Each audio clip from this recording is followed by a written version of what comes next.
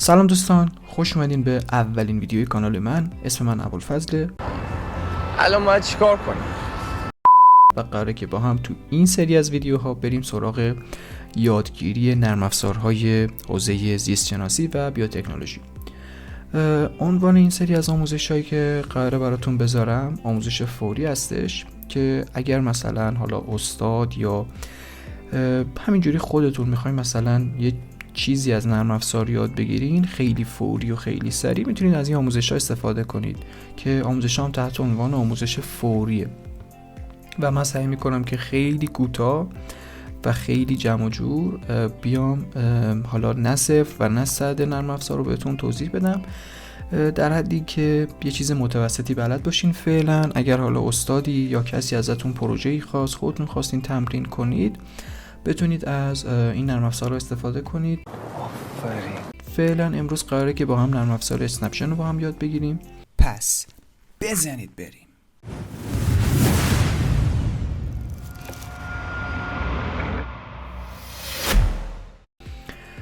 نرم افزار اسنپشن یکی از نرم افزارهای خیلی خیلی قدرتمند در حوزه زیست شناسیه که برای شبیه سازی بیشتر استفاده میشه، مثلا شبیه سازی کلونینگ، شبیه سازی PCR، شبیه سازی الکتروفورز و کلا کارش بیشتر یعنی شبیه سازی. اینجوری بهتون بگم. چقدر قشنگ گفتی. چقدر دوست داشتم. و واقعا یه نرم افزار خیلی خیلی قدرتمنده، ولی متاسفانه ما ایرانی ها توسط شرکت سازنده تحریم شدیم و نمیتونیم از این نرم افزار استفاده کنیم. ای وای.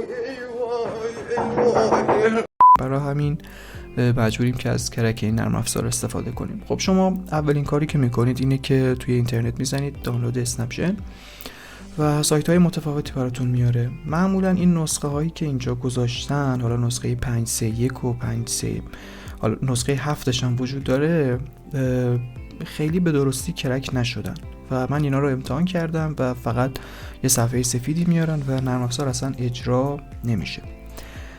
من این سایت رو بهتون پیشنهاد میکنم، PC Day، که شما میای اینجا و خیلی راحت این پایین نرم افزار رو دانلود میکنیم. حالا من نرم افزار رو واسهتون دانلود کردم و پسوردم از همینجا برمیدارین و اینجا وارد میکنیم و منتظر میمونیم که باز بشه برامون. خیلی راحت میایم اینجا و این فایل رو نصبش میکنیم. خیلی راحت. بعد از اینکه صفحه نصب برامون آورد، همینا رو بای دیفالت میزنیم بره. فقط اینجا اگر خواستین میتونید این آیکون دسکتاپ هم فعال کنید، ولی حواستون باشه که این گزینه حتما خاموش باشه که نرم افزارتون لانچ نشه. نصب میکنید، نصبش هم خیلی طول نمیکشه، خیلی سریع نصب میشه. بعد از اینکه نصب شد و این صفحه براتون اومد، به هیچ وجه این گزینه فعال نباشه. بعد از اینکه نرم افزارمون نصب شد، این فایل ریدمی رو باز میکنیم. اولم برف میزنی، ببخشید. و دقیقاً هر کاری که گفته رو انجام میدیم. گفته که آقا اول نرم افزار رو نصب کنید. خب ما نصب کردیم. بعد گفته که آقا این اکتیویشن کرک رو کپی کنید و ببرید جایی که نرم افزارتون نصب شده و گفته که معمولاً این لوکیشن رو داره. حالا یه کار سایتایی که ما میتونیم انجام بدیم اینه که بیایم اینجا روی نرم افزار راست کلیک کنیم و بزنیم اوپن فایل لوکیشن. اینجا اکتیویشن کرک رو برداریم و بندازیم اینجا.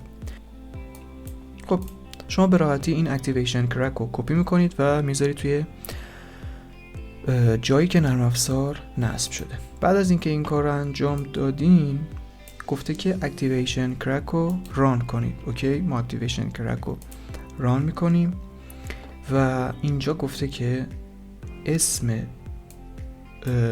اینجا داخل اسم بنویسید همون اسم. داخل اسم بنویسیم همون اسم. چی میگه آخه؟ اسم. وقتی که اینو زدیم میگه که پچ کنید و رجیسترش کنید. وقتی که این گزینه براتون اومد، کافیه که اینو اکزیت کنید، اینا رو همه اکزیت کنید و حالا میتونید نرم افزار رو باز کنید و با همچین صحنه مواجه میشید. اگه اینجا بهتون هیچ اخطاری نداد یعنی که نرم افزارتون به درستی کرک شده.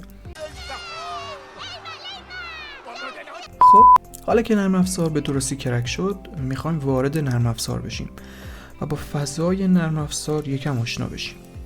ببینید خیلی این چیزا مهم نیست، حالا اینایی که اینجا نوشته مثلا هلپ و ریفرنس و اینا اصلا مهم نیست، اینم زبان نرم افزاره که بهتره همون روی دیفالت بمونه.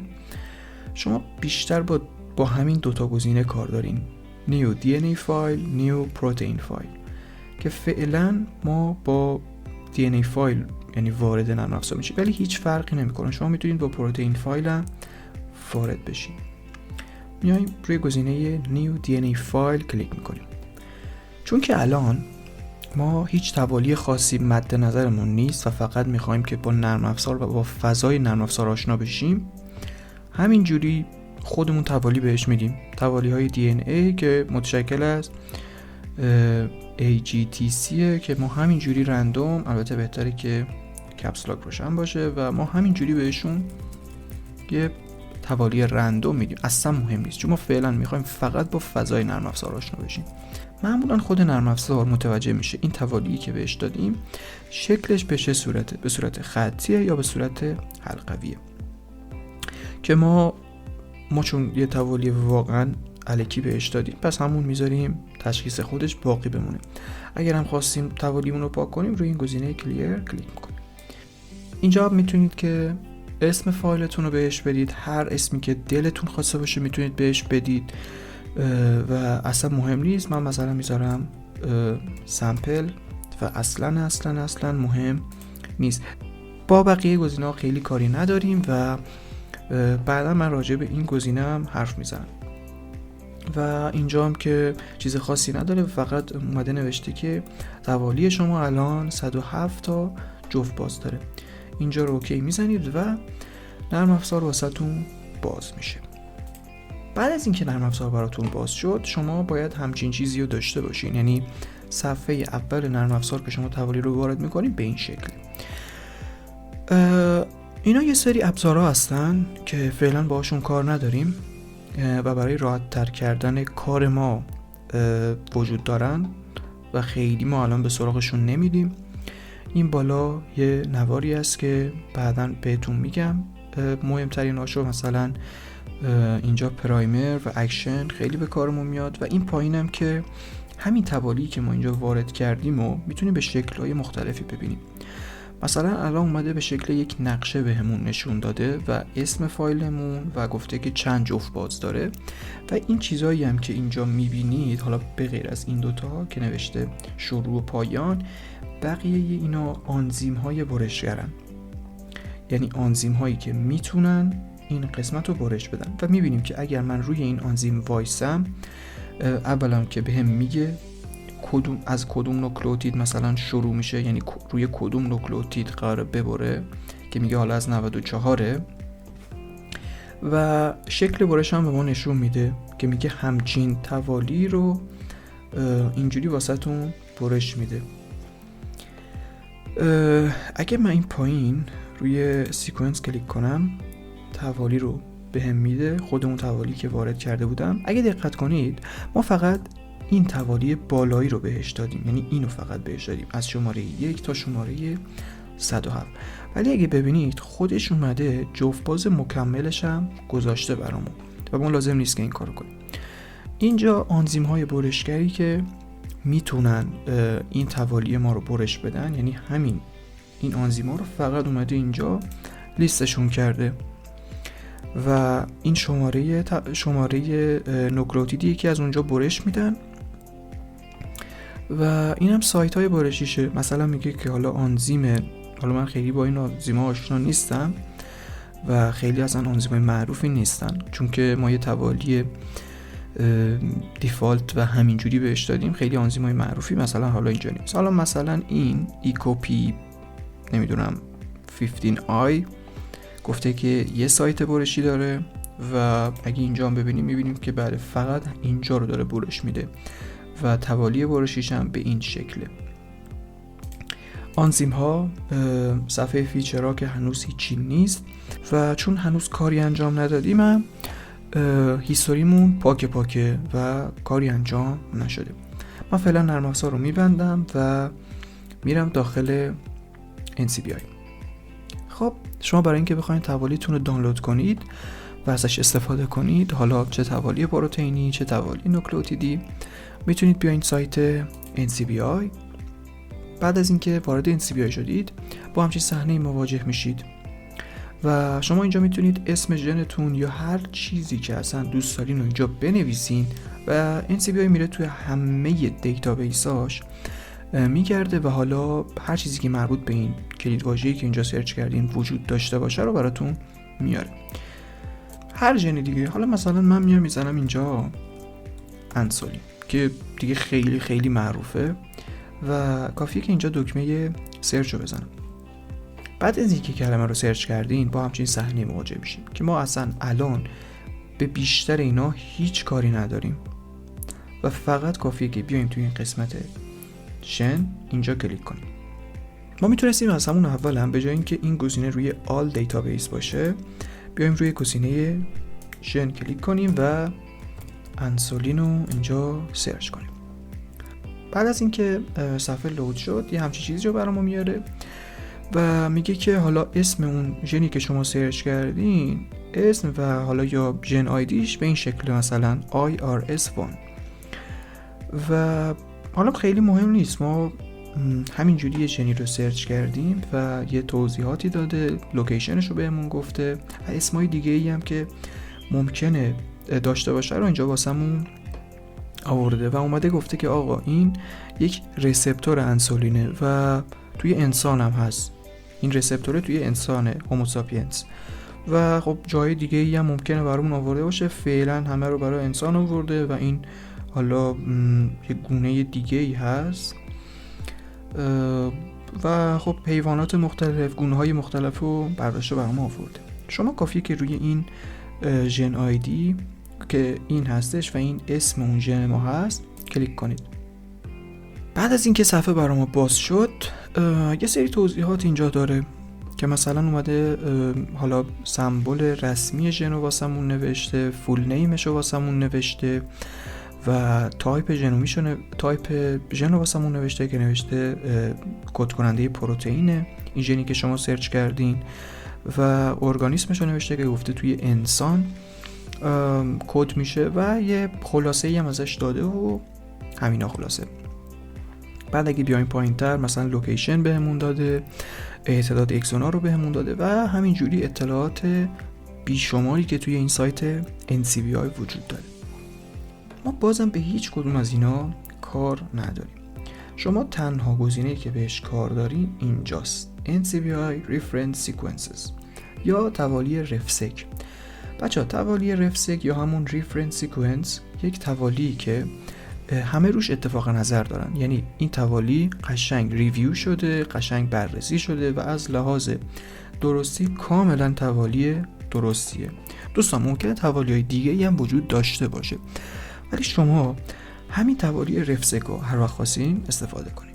میبینیم که اینجا یه دونه نوشته ژنومیک، اینجا هم نوشته که mRNA و پروتئین. اگر شما خواستین که توالی ژنش رو بردارین باید تو اینجا دنبالش بگردین و اگر خواستین توالی پروتئین یا mRNA رو بردارین که mRNA رو با NM نشون میدن، پروتئین رو با NP و ژنومیک رو با NG نشون میدن. حالا چون که ما گفتیم که قراره از فرمت ژنومیک استفاده کنیم، همینجا روی هر کدوم از اینا که خواستیم، حالا جین بانک، فرمت فست A یا حالا به صورت گرافیکی هیچ فرقی نداره. من جین بانک و فست A رو براتون باز میکنم. البته خیلی اینا حالا فست ها هم میخونم، من نمیدونم دقیقاً کدوم درسته ولی حالا ما همون فرمت فست A میخونم. بچه فرمت فست A اینجوریه که هیچ اطلاعات اضافه‌ای دیگه وجود نداره و فقط اومده کل توالی رو براتون اینجوری به صورت نوکلئوتیدی از بالا تا پایین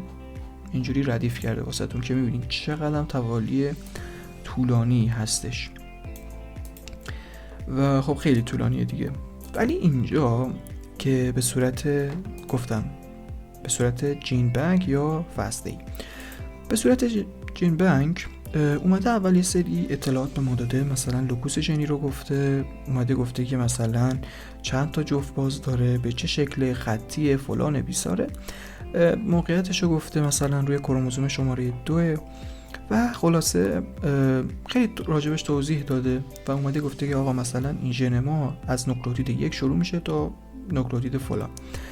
بعد mRNA رو اومده گفته که از کجا تا کجا شروع میشه، اگزون و اگزوناشو گفته از کجا تا کجا، و CTS یا اون ناحیه‌ای که کد میشه. شما میدونین دیگه کل اون مثلا وقتی که اگزونا به هم میچسبن توی فرایند اسپلایسینگ، همه اون توالی کد نمیشه، توالی‌های بالا دست داره، توالی‌های پایین دست داره، مثلا 5 پریم UTR داره، 3 پریم UTR داره که اینا اصلا کد نمیشن و فقط این CDS که یا کدینگ سیکونسه که کد میشه. شما میتونین روی اینا کلیک کنید، هر کدومو که خواستین. مثلا من اگه بزنم روی اگزون، خودش میره از جایی که اگزون شروع میشه و جایی که تموم میشه رو بهمون میگه. حالا اینجا ما 2 تا اگزون فقط داریم، ممکنه که بیشتر هم داشته باشیم. بعد دیگه چیزی که میخواستم بهتون بگم، توالی CDS. مثلا شما توالی CDS رو اینجا اگه کلیک کنید میگه که آقا از اینجا شروع میشه و به اینجا تموم میشه. برای اینکه شما اینجا بیاین اسنپشن رو باز کنید و بخواید بهش توالی DNA بدید، 2 تا کار میتونید انجام بدید. یکی این که آقا همینو از اینجا، حالا این CDS، همینو از اینجا کپی کنید تا اینجایی که میخواید، کنترل C و بیارید اینجا کنترل V.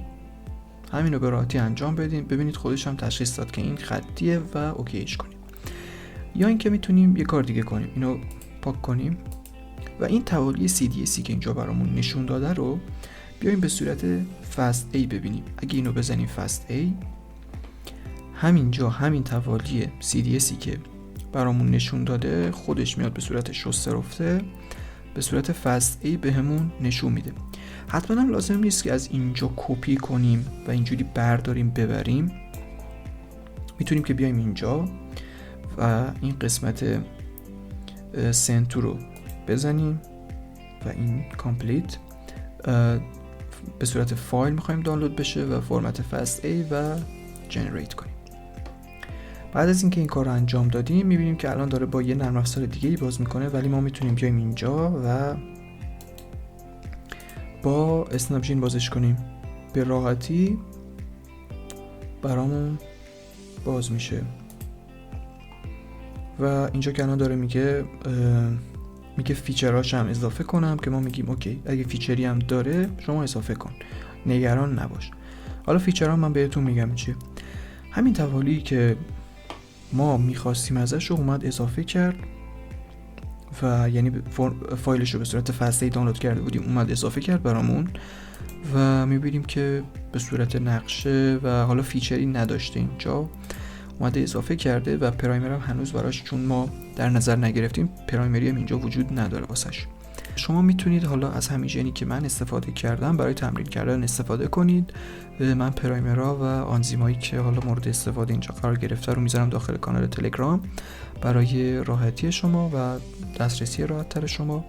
شما میتونید از همین استفاده کنید یا برید خودتون مثلا بگردین یه ژن مورد نظرتون رو پیدا کنید یا اینکه یه مقاله پیدا کنید که اینجوری توضیح داده باشه واسهتون و بالاخره تمرین کنید که یادتون نره. خب اینجا من ژن رو کپی میکنم و میرم داخل NCBI، اینجا میزنم همون روی حالت روی گزینه ژن و اینتر رو میزنم.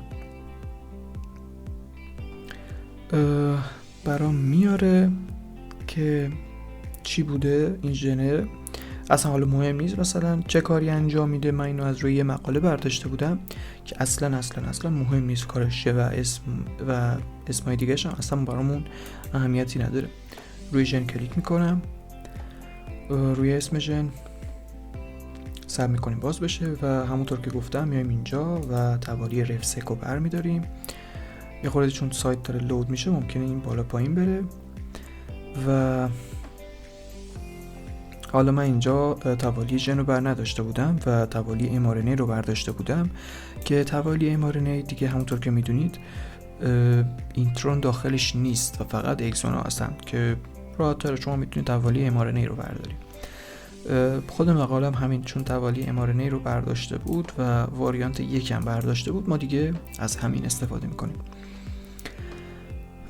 خب شما میایین پایین و میبینید که توالی به این شکل مهم نیست برامون. گفتم میتونید چندین جور اینو وارد کنید داخل اسنپ جنتون، کپی میکنید و اینجا نیو DNA فایل و کنترل وی رو میزنید و میبینید که همچنان لینیره. اسم فایلم من به میزنم همون سمپل 1. و یه چیز دیگه هم اینه که توی اسم فایل نمیتونید شما اسپیس بزنید، سمپل 1 و اگه اسپیس بزنید بهتون اخطار میده. اینجا اوکی میکنم و میبینید که یه طرح کلی به من میده. حالا از اون ژنی که من وارد کردم و سکانس میگه که به این شکل، آنزیم های برشگر به این شکلن و میبینید که اینجا هم هست آنزیم هایی که میتونن این کار رو انجام بدن و چون هنوز پرایمری طراحی نکردیم اینجا چیزی نیست. خب برای اینکه شما بتونید یک ژنی رو وارد پلازمیت کنید و بعد وارد یک حالا میکروارگانیسم کنید، مثلا ایکولای، لازمه که اونو تکثیر کنید و ما میدونیم که تکثیر کردن ژن، دستگاه کپی ژن همون PCR. خب این نرم افزار یک قابلیت خوبی که داره اینه که شبیه سازی PCR داره و شما میتونید با کنترل دی هم این نرم افزار رو باز کنید. اینجا ازتون 2 تا پرایمر میخواد که میتونید همینجا پرایمراتون رو وارد کنید یا میتونید اینو کنسلش کنید یا اینکه میتونید بیاین تو این قسمت پرایمرز و اد پرایمر رو بزنید و اینجا بهتون میگه که آقا پرایمر 1 رو وارد کنید و حواستون باشه که از کلا پرایمرها از 5 پریم به 3 پریم وارد میشن که ما اینجا پرایمر اولی که مورد استفاده بوده این بوده، کپیش میکنیم و اینجا توی قسمت اد پرایمر وارد میکنیم. خب اگه دقت کنید میبینید که این پرایمر اولی که ما وارد کردیم از اینجا تا اینجا روی ژنمون کامل سوار شده، ولی اینجا یه تیکه‌ای اضافه داره. ما به اینو پرایمرها میگیم پرایمرهای لنگری، یعنی پرایمرهایی که یه قسمتی حالا خود اون کسی که داشته پرایمر طراحی میکرده اومده اضافه کرده که اصلا داخل ژن مد نظر ما مکمل خاصی توش وجود نداره و اینا با هم جفت نمیشن. علت این کار اینه که خود اون کسی که اومده پرایمر رو طراحی کرده اینجوری اومده یک سایت برشی اضافه تر که دلخواه خودش بوده و روی توالی ما نبوده رو اضافه کرده. شما اگه دقت کنید وقتی که سیکل بعدی PCR انجام میشه این قسمتی که اینجوری بیرون زده و داخل ژن نیست کم کم، یعنی تو سیکل‌های بعدی PCR مثلا سیکل دوم، سیکل سوم به بعد هی اضافه میشه و این قسمت میشه جزئی از ژن ما. خب بهش میگن پرایمر لنگری و معمولا برای وقتی اضافه میشه و استفاده میشه که بخوان یک سایت برشی آنزیم داشته باشن و حالا اومده اینجا درصد GC رو بهمون داده که و TM رو بهمون داده که اینا جزو مبانی طراحی پرایمره که توی یه آموزش دیگه و توی یه ویدیو دیگه مفصل راجع به اینا حرف میزنیم. کافیه که اینو اد پرایمر رو بزنید و میبینید که اینجا پرایمر ما رو اضافه کرد. بعد پرایمر دوممونم که از 5 پریم به 3 پریم بازم گفتم بهتون خیلی مهمه اینو دقت کنید که برعکس وارد نکنید. اینم کنترل C و اینجا پرایمرز اد پرایمر و خودش دیگه تشخیص میده که پرایمر دو هم به همین شکل به صورت لنگری هسته و اگر اینجا توضیحاتی دارید میتونید وارد کنید و بنویسید. اینجا هم اد میزنیم و میبینیم که پرایمر 2 ما هم اضافه شد. توی مقاله‌ای که من مورد بررسی قرار میدادم فقط همین بخشو اومده بودن برده بودن داخل ژن و اینجاها و این تیکه ها واسهشون اضافی بوده و ازش استفاده نکرده بودن. خب حالا ما کافیه که بیایم توی این قسمت اکشن و PCR رو بزنیم برای اینکه PCR ما انجام بشه. شما میتونید همینجا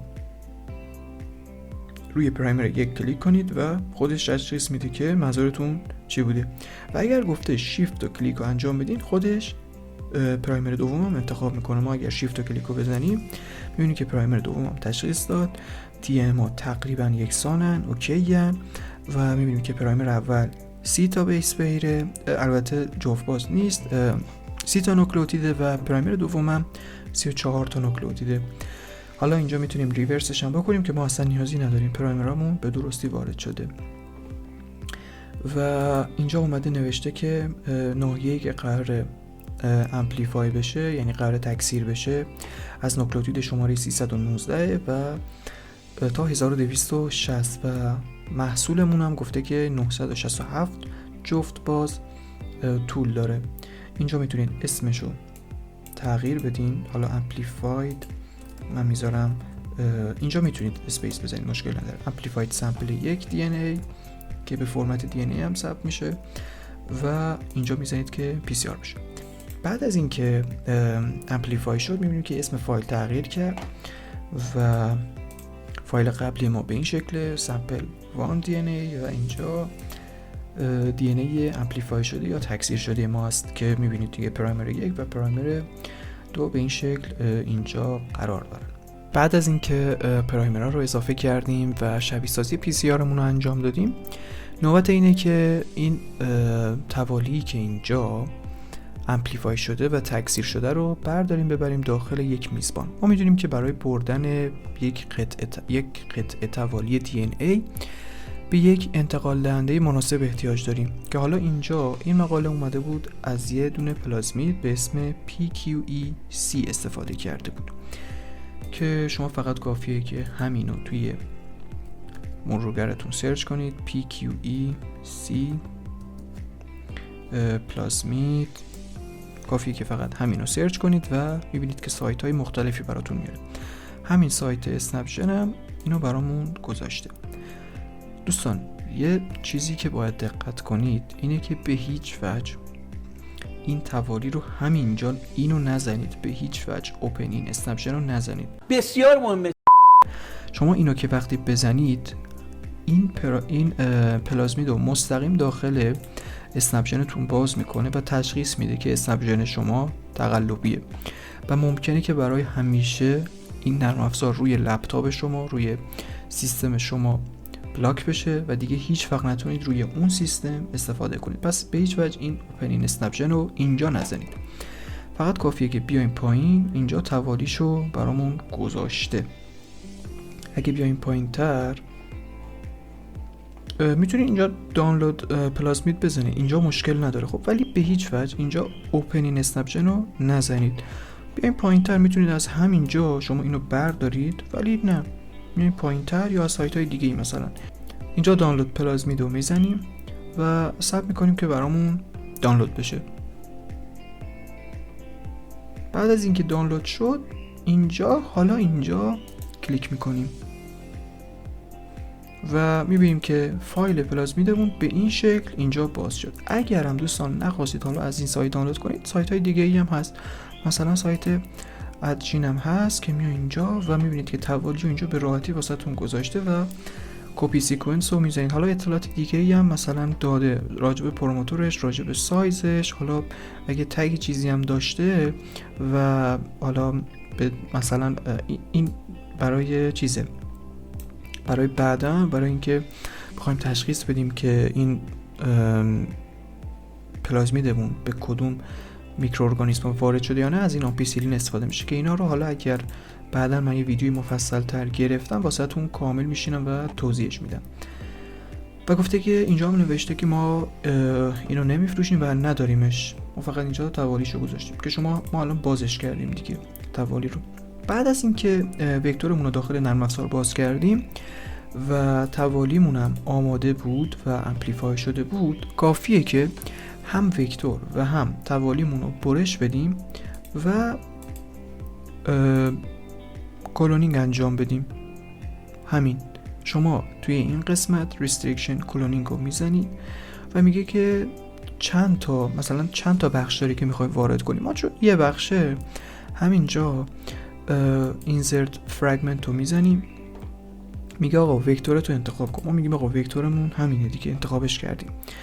بعد میگه دوست عزیز، سلام دوست عزیز. سلام علیکم. اینسرت هم انتخاب کن، میخوای با چی اینسرت کنی؟ یعنی بخش اینسرتت گو من ندارمش. شما اینجا روی اینسرت کلیک میکنید. بعد از اینکه انتخاب کردیم که اینسرت رو اینجا انتخاب کنیم، میایم این قسمت و حالا با توجه به اسمی که ذخیره کرده بودیم اینسرتمون هم وارد میکنیم. دقت کنید که نسخه تکثیر شده اینسرت رو باید وارد کنید، یعنی این نسخه، نرید نسخه اولیه رو وارد کنید که هنوز تکثیر نشده بود و کل توالیه. توی مقاله کل توالی رو وارد وکتور نکردم، فقط اون قسمتی که تکثیر انجام داده بودم. و برای اینکه حالا میتونید، من اینم یادم رفت بگم، میتونید که شما این قسمت هم سیو کنید و که توالیتون همیشه داشته باشین، چون اینو ببرید بیرون دیگه کلا بسته میشه. میتونید سیو کنید، حالا بیاین روی دسکتاپ با همین عنوان سیوش کنید که داشته باشید بعداً. و میدونید بعدا میتونید بیاین اینجا، اگر اینجا اسم توالیتون رو نتونستید پیدا کنید کافیه بیا اینجا بگردید دنبال توالیتون. من روی دسکتاپ و این قسمت رو وارد میکنیم که ما اینجا وارد کردیم و اوکی شد. حالا میاد میگه که آقا وکتور رو شما وارد کردی، اینسرت هم وارد کردی، حالا به من بگو قراره با چه آنزیم هایی اینو برش بدی، هم وکتور و هم اینسرت. شما میدونید که برای اینکه اینسرت به درستی داخل وکتور قرار بگیره باید حتما هر دو تایشون با دو تا آنزیم مشابه با هم برش بخورن. ممکنه یه آنزیم هم باشه ولی حتما باید مشابه باشن که اون توالی های انتهایی که ایجاد میشه با هم مچ بشن. حالا اسم آنزیم هایی هم که مقاله بهمون داده بود، یه دونه سلوان و یه دونه هم بمچوانه که ما اینجا انتخابش میکنیم. توی این قسمت میگه کات کن با چی؟ با سرچ میکنیم سلوان و دومیش بمچوان. بعد از اینکه ما آنزیم ها رو اینجا وارد کردیم، میاد میگه که من 2 تا نسخه رو میتونم برش بدم. یعنی میگه من اینجا رو ببرم، اینجا رو ببرم و این تیکه رو بندازم دور، یا میگه که نه آقا این تیکه رو بندازم دور، که ما قطعا این تیکه بزرگ رو نمیخوایم بندازیم دور. میگیم که نه آقا شما این فقط اون وسطیه رو بنداز دور. و میگه وقتی که من برش انجام میدم یه همچین حالتی ایجاد میشه، یعنی یه همچین لبه‌ای واسط ایجاد میکنم. خب که اینو حالا بعداً میبینید که اگر اشتباه برش بدیم، با آنزیم بعد برش بدیم، میبینیم که این لبه ها جفت و جور نمیشه و نرم افزار بهمون اخطار میده. میگه آقا اینسرت دادم میخوای با همون ببرم، شما میتونید با آنزیم‌های دیگه ای ببرین ولی حالا همونطور که گفتم یه سری مشکلات ایجاد میشه براتون. و اینم حالا من میزنم بمچوان که اینجوری ببره و میگه که آقا اینسرتت هم میخوای مثلا اینجوری باشه، اینجوری باشه، اینجوری. چیکار میخوای بکنی دقیقاً؟ ببینید ما قطعا نمیخوایم این گوشه رو فقط واسمون، یعنی ما نمیخوایم که اینجا رو نگه داره. خب این میگه که جایی که میخوای اینسرت بشه رو بگو. ببینید خیلی مهمه، این میگه جایی که قرار ریپلیس بشه رو به من نشون بده، یعنی جایی که توی وکتورتون قرار جایگزین بشه رو به من نشون بده. ولی این میگه نه، جایی که قراره که بره داخل قرار بگیره. ما قطعا اینجا نمیخوایم بره داخل وکتور قرار بگیره، یا این جای پرایم یا این جای مثلا توالی ما رو نمیخوایم بریم داخل وکتور. ما میخوایم این وسط، این بین اینجا بره داخل وکتور ما. و من اگه اینو بزنم میگه که آقا باشه من اینجا رو وسط برش میدم، اینجا رو وسط برش میدم و این تیکه رو میفرستم داخل وکتور. ببینید همونطور که میبینید اینجا این گوشه ها و این گوشه هایی که ایجاد شد کاملا با هم مکملن و هیچ اخطاری اینجا به من نداده. در حالی که اگر من بیام این آنزیم رو بکنم یه آنزیم دیگه ای، میبینید اصلا میگه من نمیتونم این دوتا رو با هم جفت و جور کنم و میگه این گوشه هایی که اینجا وجود داره کامپتیبل نیستن برای عمل لایگیشن و من نمیتونم این دوتا رو لایگیشن بذارم و میگه آنزیمت حالا یا آنزیمت درست نیست یا مثلا گوشهات درست نیست. آنزیم، ببینید این آنزیم کجاها رو میتونه ببره. میگه که خلاصه آنزیمت رو درست کن که ما اگر اینو بذاریم روی همون BAMH1 میگه که اوکیه. اینجا بازم میتونیم اسممون رو بذاریم، حالا کلون سامپل 1 و کلون انجام میشه. وقتی که کلون انجام شد ما ببینیم که آقا ژن ما رفته داخل قرار گرفته و ژن ما دقیقاً اینجا قرار گرفته. شما اگر دقت کنید اینجا پرایمر 1 پرایمر 2 و این ژن ما این بین اینجا قرار گرفته و نشسته که شما میتونید این فایل رو اینجا اینجوری سیوش کنید به عنوان کلون سامپل 1. بعد اینجا اینجوری به راحتی ببندینش. اینم که ما سیوش کرده بودیم به راحتی میتونیم ببندیمش و اینم میتونیم کنترل اس بزنیم که سیو بشه. حالا کار نمیکنه متاسفانه، خودمون سیوش میکنیم دستی که سیو شد و اینم میتونیم سیوش کنیم و الان اگه نرم افزار رو ببندیم هیچ مشکلی پیش نمیاد. خدا رو شکر به خیر خوشی گذشت. خب الان میبینیم که اینجا فایلایی که سیو کرده بودیم وجود دارن، نسخه تکثیر شده ژن ما، سامپل اولیه‌مون و نسخه کلون شدم که ما میتونیم باز کنیم اینا رو. و یه قابلیت جذابی هم که اسنپ ژن داره اینه که شما میتونید شبیه سازی ژل آگاروز بذارید. میایین توی قسمت تولز و اینجا سیمیولیت آگاروز ژل یا کنترل شیفت جی رو اگر بزنید همچین صفحه‌ای براتون باز میشه.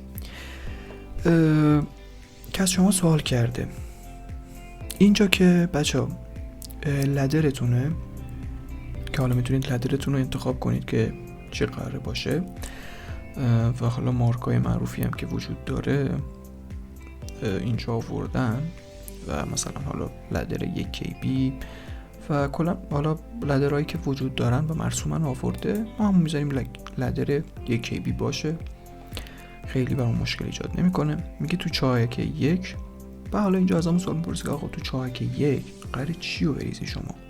خب من میگم که آقا تو چاهک 1 من قراره سامپلم مثلا ریخته بشه. تو چاهک 2 من قراره که امپلیفای من یا تکثیر شده من ریخته بشه. تو چاهک 3 هم خب میگه که ما اون وکتور شما رو داریم. بعد میگه که آقا قراره که چه اتفاقی روش انجام بیفته، کات قراره بخوره، قراره که تکثیر بشه یا نه. ما اگر اینجا امپلیفای رو بزنیم میگه که خب پرایمر رو من بده. ما میایم بهش میگیم آقا پرایمر 1 اینجا بذار، اینجا بذار پرایمر 2. قانونا باید همین با چیزی که تو چاهک 2 ریختیم برابر باشه که میبینیم آره همون باندو داره میده تقریبا. که شما اینجا میتونید حالا اسکیلش رو تغییر بدین و اومده اینجا نوشته که مثلا این باندی که اینجا داریم میبینیم در حدود چند بیس بره. میگه حدود 1000 تاست و میبینیم که آره 967 بیس بره و میگه که این باندی که حالا اینجا میبینیم میتونیم قشنگ بزرگش کنیم. میگه که حدود باند 5 و 5000 بیس پیر داره و در سجل آگاروز هم میتونیم اینجا تغییر بدیم و اینجا چاهک ها هم میتونیم بزرگترش کنیم که ما حالا معمولا تو آزمایشگاه همون 10 تا 12 تا است و در سجل آگاروز هم بستگی به کارتون داره. معمولا برای کارهای مهندسی ژنتیک 1% 1.5% استفاده میشه که میبینید تغییر میکنه دیگه، قطعا قرار تغییر کنه.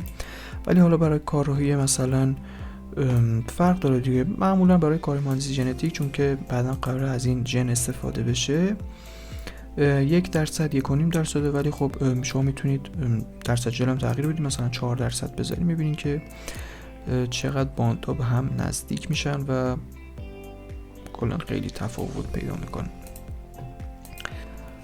بله دوستان، این بود از آموزش فوری اسنپژن برای کسایی که حالا میخوان که مثلا یه مبانی از اسنپژن بدونن و یا استاد بهشون یه پروژه‌ای سپرده که نمیدونن با چه جوری انجامش بدن.